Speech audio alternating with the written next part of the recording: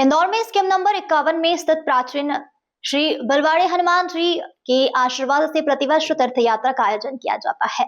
इस यात्रा का उद्देश्य निःशक्त और आर्थिक रूप से कमजोर परिवारों की महिलाओं को, खासकर बुजुर्गों को तीर्थ के दर्शन कराना का उद्देश्य है।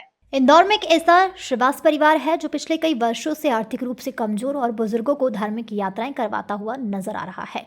यात्रा के संयोजक राम स्नेही श्रीवास बंटी निम्न श्रीवास के द्वारा बताया गया कि यात्रा के लिए हम प्रतिवर्ष उन परिवारों को चिन्हित करते हैं जो कि आर्थिक रूप से निःशक्त हैं, साथ ही बुजुर्ग दंपति हैं जो यात्रा करने में असमर्थ हैं। उन लोगों को हम धार्मिक यात्राएं करवाते हैं। पिछले कई वर्षों से हम हजारों की संख्या में भक्तों को यात्रा विभिन्न धार्मिक स्थलों के कर चुके हैं। हमारे द्वारा क्षेत्र के विभिन्न राज्यों में भक्त को ले जाया जा चुका है। इस बार यह यात्रा 5 अप्रैल से 12 अप्रैल तक आयोजित की जा रही है, जिसमें गुजरात के विभिन्न धार्मिक स्थलों के साथ ही 12 ज्योतिर्लिंग में से एक और प्रथम ज्योतिर्लिंग श्री सोमनाथ जी के दर्शन के साथ ही द्वारका भेंट और विभिन्न स्थानों के दर्शन करवाए जाएंगे। यह यात्रा बस के माध्यम से संपन्न होती है, जिसमें रहना, खाना, स्वास्थ्य सुविधाएं उपलब्ध कराई जाती है। इससे पहले एक रजिस्ट्रेशन फॉर्म भराया जाता है, जिसमें यात्रा में आने वाले व्यक्तियों की सहमति सर्वप्रथम होती है। बाकी पूरी यात्रा निःशुल्क रहती है।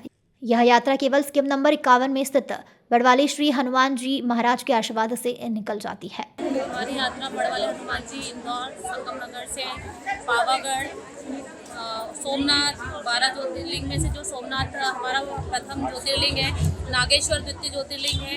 ज्योतिर्लिंग से होते हुए हम पावागढ़ से एक धाम की यात्रा जो कहलाई जाती है द्वारका जी से यात्रा करते हुए हम भेंट द्वारका जी जाएंगे।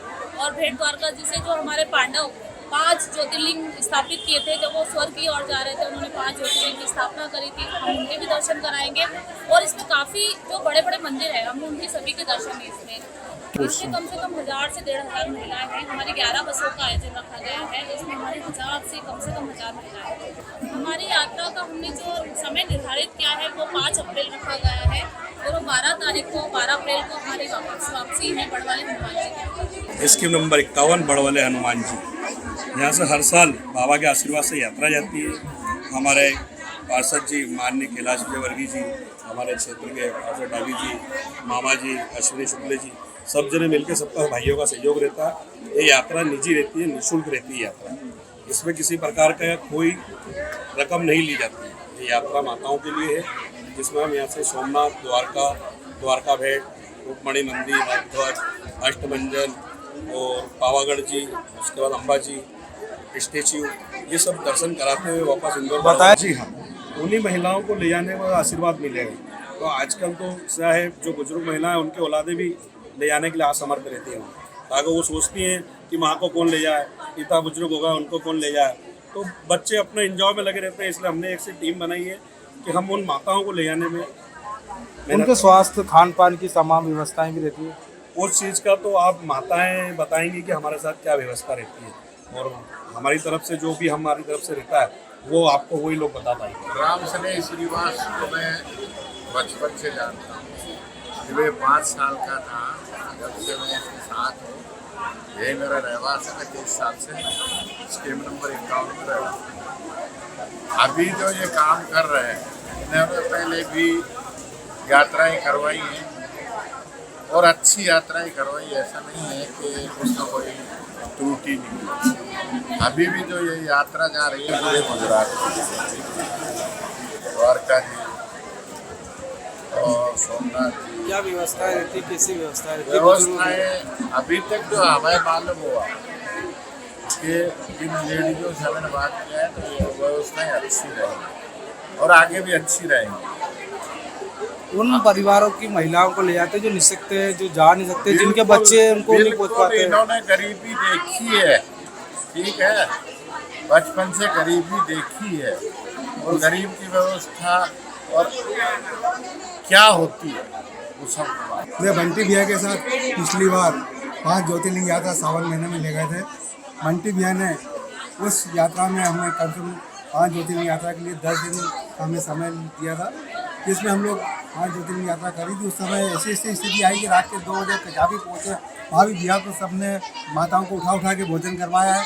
रात के 2 बजे भी प्रसाद खिलवाया है और 2 ही टाइम भोजन की व्यवस्था और चाय की व्यवस्था भैया ने रखी। किसी माताओं को ऐसा नहीं लगा कि हम भूखे सोए हैं कभी। ऐसी पहली यात्रा है जो निःशुल्क सिर्फ बुजुर्गों महिलाओं के लिए है, क्या कहना चाहेंगे बंटी भाई के लिए? बंटी भैया ये बहुत ही पुण्य का काम कर रहे हैं। जो माताएं बहुत सीनियर हो जाती हैं, उनके बच्चे उनको ले आ नहीं पाते हैं और उनकी इच्छा रहती है कि मैं भी ज्योतिर्लिंग यात्रा या अन्य तीर्थ स्थानों पर मैं जाऊँ, तो वो कार्य बंटी भैया बड़े अच्छे तरीके से कर रहे हैं। और सभी माताओं का इनके ऊपर आशीर्वाद है और सभी ऐसा आशीर्वाद हमेशा बना रहे और भैया इसी प्रकार से यात्रा जाते रहे। ऐसी सबकी वादी जैसी के माध्यम से पूरी यात्रा निकल रही है। ये इंदौर से निकलेगी यात्रा, गुजरात यात्रा करके आएगा।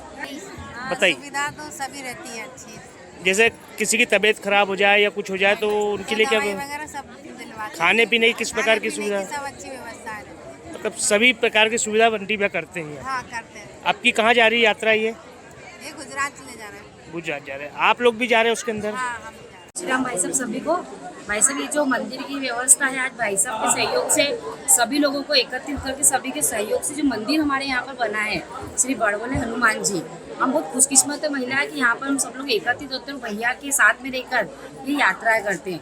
लेकिन बस एक ही निवेदन हमारा सभी से कि भैया हमारे और भाभी जितना संघर्ष कर रहा है, हमें इतना सहयोग प्रशासन से चाहिए, कैलाश भाई साहब हुए या माननीय मुख्यमंत्री जी हुए, जो भी हमें सहयोग कर सकते हैं। कि जो हमारे टीन सेट यहाँ पे लगा है इस सभी के सहयोग से बना हुआ है। अभी तो मौसम ठीक है लेकिन बारिश आती है, कुछ काम होता है तो वो हमें दिक्कत आती है।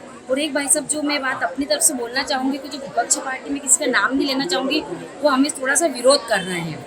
तो उस विरोध, ये जो संगठन की बातें चल रही, हिंदू मुस्लिम वाली बातें आती हैं, तो इसमें हमारी थोड़ी सी अड़चन आ रही है। क्या अड़चन आ रही है? हमारा मंदिर ये बन नहीं पा रहा है। क्यों नहीं बन पा रहा है? बस अब यही हम जानना चाह रहे हैं कि जब हम सब रुकावटें आ रही है, क्या रुकावट आ रही है? अब इसको आगे बढ़ने ही नहीं दे रहे हैं मंदिर को, कि टूट जाएगा, तोड़ने की बातें आती है। बोले अपनी मर्जी से बनाया गया है, लेकिन मंदिर कोई मर्जी से नहीं, सबकी सहयोग और धार्मिक से बनता है। इंदौर से संवाददाता कमलेश मौर्य की रिपोर्ट।